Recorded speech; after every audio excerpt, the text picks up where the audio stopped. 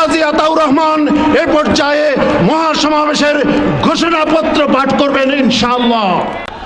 আসসালামু আলাইকুম ওয়া রাহমাতুল্লাহি ওয়া বারাকাতুহু। নাহমাদুহু ওয়া নুসাল্লি আলা রাসূলিল কারীম, আম্মা বা'দ। সংস্কার, বিচার ও পিয়ার পদ্ধতিতে নির্বাচনের দাবিতে এবং দেশ ও ইসলাম বিরোধী সকল ষড়যন্ত্র চক্রান্তের প্রতিবাদে ঐতিহাসিক সোহরাওয়ার্দী উদ্যানে আয়োজিত আজকের এই মহাসমাবেশের ঘোষণাপত্র। ঐতিহাসিক জুলাই অভ্যুত্থান পরবর্তী ইসলামী আন্দোলন বাংলাদেশ আয়োজিত আজকের এই মহাসমাবেশ আগামীর বাংলাদেশ বিনির্মাণে আরেকটি গৌরবোজ্জ্বল মাইলফলক হিসাবে প্রতিষ্ঠিত হলো। আজকের মহাসমাবেশ রাষ্ট্র সংস্কার, বিচার ও পিয়ার পদ্ধতিতে নির্বাচনের দাবির পক্ষে জুলাই গণঅভ্যুত্থানের বর্ধিতাংশ হিসাবে বিবেচিত হবে। এ জাতির শত বছরের আকাঙ্ক্ষা এবং জুলাই গণঅভ্যুত্থানের প্রত্যাশা বাস্তবায়নে মহাসমাবেশের ঘোষণাপত্র পাঠ করছি। সংগ্রামী উপস্থিতি, গণঅভ্যুত্থানের পর সংস্কার কমিশন সমূহের মধ্যে 6টি কমিশনের প্রস্তাবনা আমাদের পাঠানো হয়েছিল। আমরা সেই প্রস্তাবনা পর্যালোচনা করে বিস্তারিত মতামত দিয়েছি।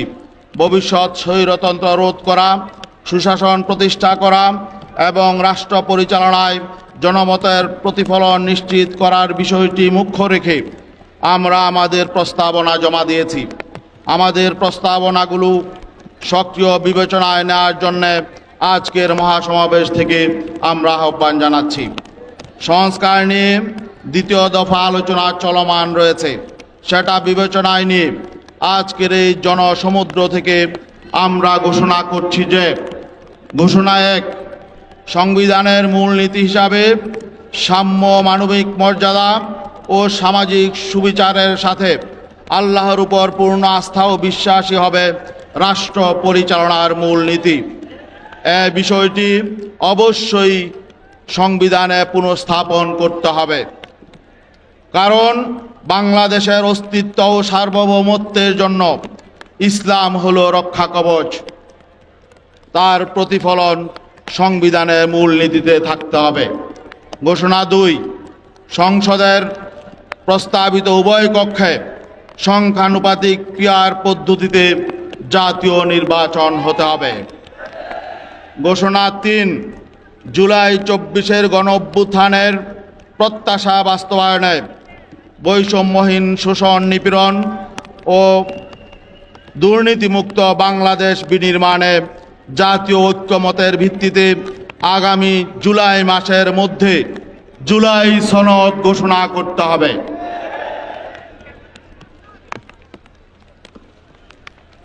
ঘোষণা 4, আগামী দিনে বাংলাদেশে যাতে কোনো নির্বাচিত স্বৈরাচার, দুর্নীতিবাজ, লুটেরা ও সন্ত্রাসী শ্রেণী রাষ্ট্র ক্ষমতাকে ব্যবহার করে জনগণের অধিকার কেড়ে নিতে না পারে, রাষ্ট্রের সাংবিধানিক প্রতিষ্ঠানগুলোকে দলীয়করণের মাধ্যমে ধ্বংস করতে না পারে এবং একদলীয় কর্তৃত্ববাদী শাসন কায়েম করতে না পারে, সেজন্য প্রয়োজনীয় মৌলিক সংস্কার দ্রুত সম্পন্ন করতে হবে।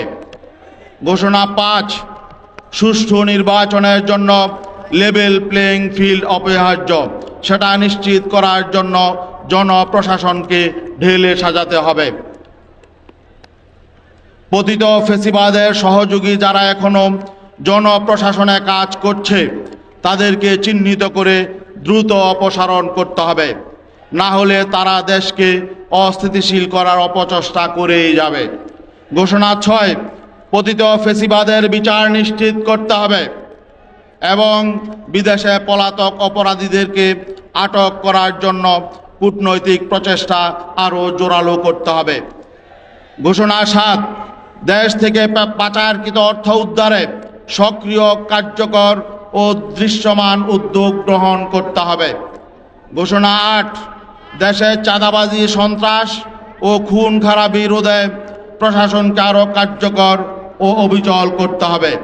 ঘোষণা 8, দেশে চাঁদাবাজি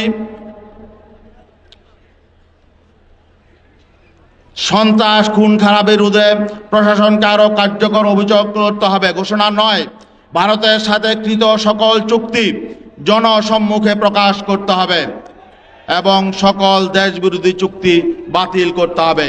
ঘোষণা 10, জাতীয় নির্বাচনের পূর্বে সকল পর্যায়ে স্থানীয় নির্বাচন সম্পন্ন করতে হবে। আগামীতেও জাতীয় নির্বাচনের পূর্বে নির্দলীয় তত্ত্বাবধায়ক সরকারের অধীনে সকল জাতীয় নির্বাচনের বিধান প্রণয়ন করতে হবে। ঘোষণা 11, চিহ্নিত দুর্নীতিবাজ, ঋণখেলাপি ও সন্ত্রাসীদেরকে নির্বাচনে অযোগ্য ঘোষণা করতে হবে। ঘোষণা 12, জাতীয় নির্বাচনের তফসিল ঘোষণার পূর্বে দেশে অবশ্যই একটি সুষ্ঠু, নিরপেক্ষ ও গ্রহণযোগ্য নির্বাচনের পরিবেশ তৈরি করতে হবে। সকল দলের জন্য সমতল পরিবেশ ও সমান সুযোগ তৈরি ছাড়া কোনো রাজনৈতিক পক্ষ বা ভিন্ন কোনো দেশের চাপে অতীতের মতো যেন তেন একটি নির্বাচনের জন্য তফসিল ঘোষণা করা হলে তা কিছুতেই মেনে নেওয়া হবে না। ঘোষণা 13, ঘুষ দুর্নীতি সহ সকল প্রকার নাগরিক হয়রানি বন্ধ করতে হবে। কোন নিরপরাধ ব্যক্তির বিরুদ্ধে শুধু রাজনৈতিক কারণে হয়রানিমূলক মামলা বন্ধ করতে হবে। হয়রানিমূলক সকল মিথ্যা মামলা প্রত্যাহার করতে হবে। দেশের কোথাও কোনো রকম মব সৃষ্টির সুযোগ করে দেওয়া যাবে না। মব সৃষ্টিকারীদের দমনে যথাযথ আইনি পদক্ষেপ গ্রহণ করতে হবে। ইসলাম ও দেশের স্বাধীনতা, সার্বভৌমত্ব বিরোধী যে কোনো কার্যক্রমে দ্রুততম সময়ে আইনি পদক্ষেপ নিতে হবে যাতে গণবিক্ষোভ পুঞ্জীভূত না হয়।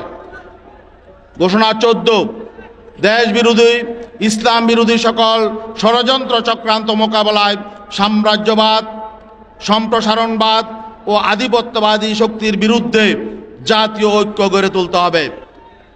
ঘোষণা 15, আগামী জাতীয় নির্বাচনে দুর্নীতিবাজ, চাঁদাবাজ ও সন্ত্রাসী শক্তির বিরুদ্ধে দেশপ্রেমিক ও ইসলামী শক্তির ইস্পাত কঠিন ঐক্য গড়ে তুলতে হবে। ঘোষণা 16, রাষ্ট্রের স্বাধীনতা, সার্বভৌমত্বের সুরক্ষা, জনগণের জানমাল ও ইজ্জতের নিরাপত্তা বিধান, সাম্প্রদায়িক সম্প্রীতি সুরক্ষা, সর্বত্র শান্তি শৃঙ্খলা প্রতিষ্ঠা এবং কাঙ্ক্ষিত উন্নতি ও অগ্রগতির লক্ষ্যে রাষ্ট্রের সকল পর্যায়ে ইসলামের সুমহান আলোকিত আদর্শের অনুশীলন করতে হবে। এই মহাসমুদ্রে যে ঘোষণা পাঠ করা হলো, আমরা কি সবাই এই ঘোষণার সাথে একমত আছি? সবাই সমস্বরে হাত তুলে সম্মতি জ্ঞাপন করি। আগামীর এই ঘোষণাপত্র হল আগামীর নতুন বাংলাদেশের সনদপত্র। আরেকটা বিষয় বলতে চাই, সামনে এখানে যেহেতু ঢাকা বিশ্ববিদ্যালয়ের পাশে আমরা সমাবেশ করছি, আগামীতে ঢাকা বিশ্ববিদ্যালয়ের ছাত্র সংসদ ডাকসু নির্বাচন হবে। ইসলামী আন্দোলন বাংলাদেশ সহ সকল ইসলামপন্থী, ইসলামী ছাত্র আন্দোলন বাংলাদেশ সহ সকল ইসলামপন্থী ছাত্র সংগঠন আগামী ঢাকা বিশ্ববিদ্যালয়ের ডাকসু নির্বাচনে প্রতিদ্বন্দ্বিতা করবে। ঢাকা বিশ্ববিদ্যালয়ের ছাত্রদেরকে এই চ্যালেঞ্জ মোকাবেলার জন্য আমরা এখন থেকে আহ্বান জানাচ্ছি। ধন্যবাদ।